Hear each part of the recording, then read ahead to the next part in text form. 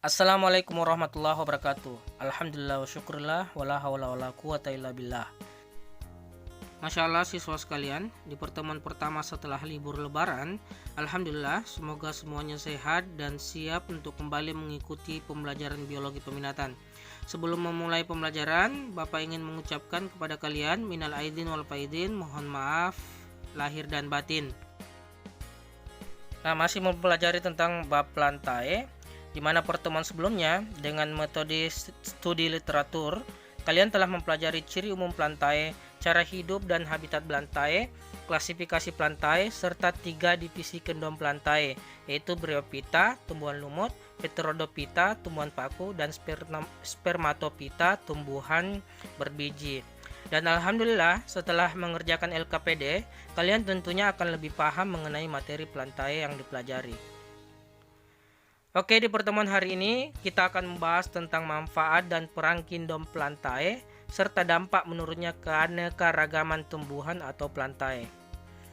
Kita mulai dari manfaat kindom plantae. Kindom plantae memberikan banyak manfaat bagi kehidupan manusia.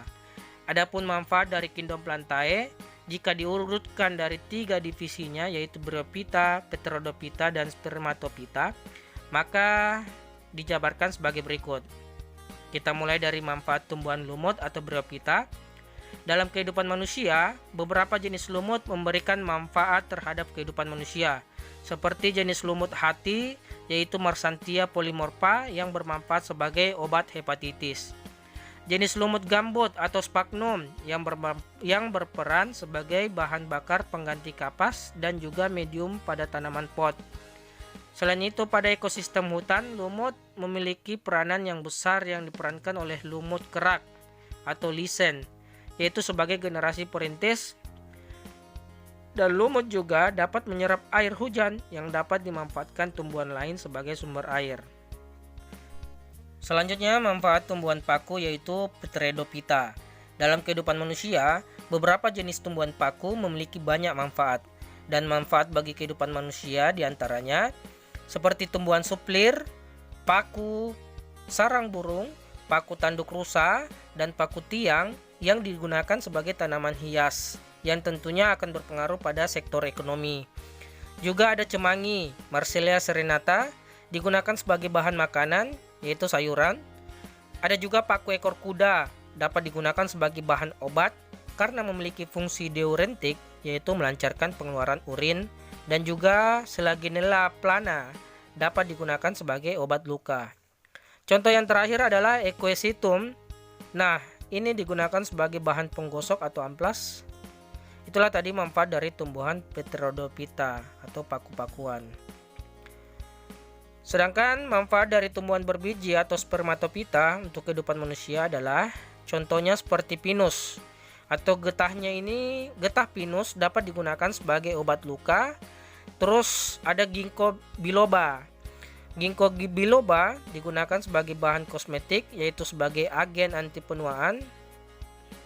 Terus Genetum genemon atau melinjo digunakan sebagai bahan makanan, yaitu daunnya dimanfaatkan untuk sayuran dan bijinya untuk membuat emping. Ada juga cisas. Cisas dapat digunakan sebagai tanaman hias. Terus agatis digunakan untuk bahan kayu lapis atau triplex. Padi, jagung, ubi jalar, dan singkong digunakan sebagai bahan makanan pokok. Bayam, katuk, labu, dan kacang panjang digunakan sebagai bahan sayuran. Jahe dan kunyit digunakan sebagai bahan obat-obatan. Oke, dalam ekosistem, plantae memiliki peran yang dimana tadi sudah disebutkan, yaitu sebagai sumber makanan, produsen utama, misalnya padi yang menjadi sumber makanan bagi manusia maupun binatang. Terus sebagai pembantu penyerapan air, misalnya hutan di pegunungan yang menjadi sumber mata air, dan tumbuhan juga menjadi paru-paru dunia karena tumbuhan itu sumber dari oksigen. Selain itu juga sebagai salah satu bahan pencegah erosi, contohnya pada hutan bakau di pesisir pantai. Adapun dampak apabila keanekaragaman hayati dari plantae itu berkurang, pertama, akan terjadi kepunahan salah satu spesies hayati tertentu dari tumbuhan.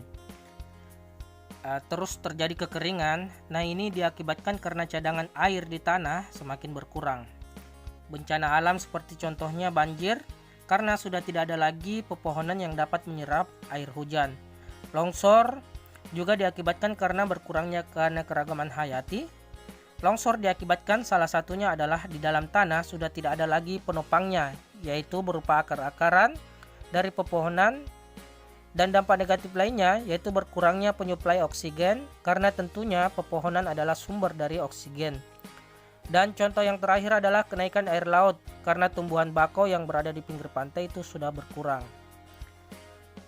Alhamdulillah, itulah tadi video pembelajaran yang membahas tentang manfaat dan peran Kingdom Plantae serta dampak menurunnya keanekaragaman tumbuhan atau plantae.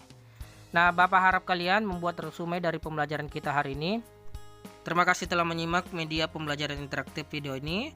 Silahkan bagi siswa untuk di-download dan dapat diulangi supaya dipahami dan lebih dimengerti. Silahkan berdiskusi dan menanyakan hal-hal yang belum dimengerti. Sekian, terima kasih. Wassalamualaikum warahmatullahi wabarakatuh.